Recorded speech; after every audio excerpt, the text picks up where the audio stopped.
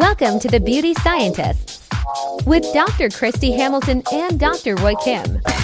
Real beauty without the hype. For you as a plastic surgeon, Dr. Kim, when you're doing your facial analysis, what anatomic structures change? Like, what are you actually seeing that the layperson just sees as just a global aging experience?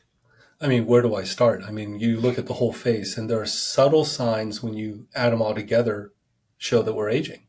So if you start at the top, one of them is the temporal hollowing. So right here, if it actually is indented, that's a sign of aging. And as you know, that can be filled up with either filler or fat, but that's one of the early signs. The other thing is that your eyebrow position may drop over time. Some people naturally have a lower eyebrow, but some people, as we age, it just drops a lot to a small amount. It just depends. But Botox and or surgical eyebrow position can really help with the overall look. Have you noticed other things in terms of the eye, eyelids, stuff like that when you evaluate your patients? Yeah, so in conjunction with the brow, like you were talking about, you can see that even without me adding eyelid skin, if I push my eyebrow down, look at all that extra alleged eyelid skin I have.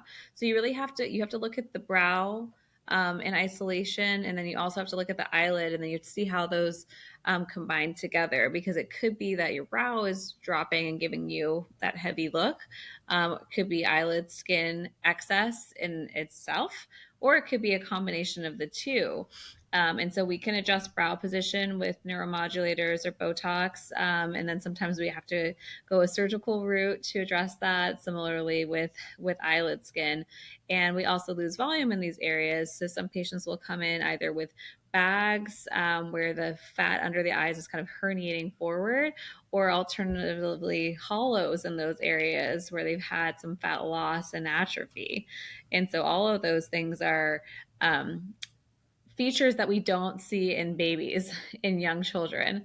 And so those are signs of aging, because we know that we do lose volume in our face as time goes on. Our facial skeleton shrinks, our fat pads shrink, and then on top of that, everything gets looser and hangs. So it's a very unforgiving process. It's like the balloon has deflated. We pop the balloon, and then the balloon itself is sagging. So those two processes work together to make things look even lower and saggier than individually they are alone. I think another big one is the distance between the base of the nose to the top of the lip. When you part your mouth, you should be able to see at rest, if you look at me, about 2 millimeters of your central two front teeth, your central incisors. Some people, as time goes on, when they part their lips, they can't see their teeth at all, and that contributes to aging as well. It's one of those subtle signs. You don't know that you're looking for it, but if you're looking at someone, they look older to you, that's probably one of the things that you're noticing. Yeah, and What else?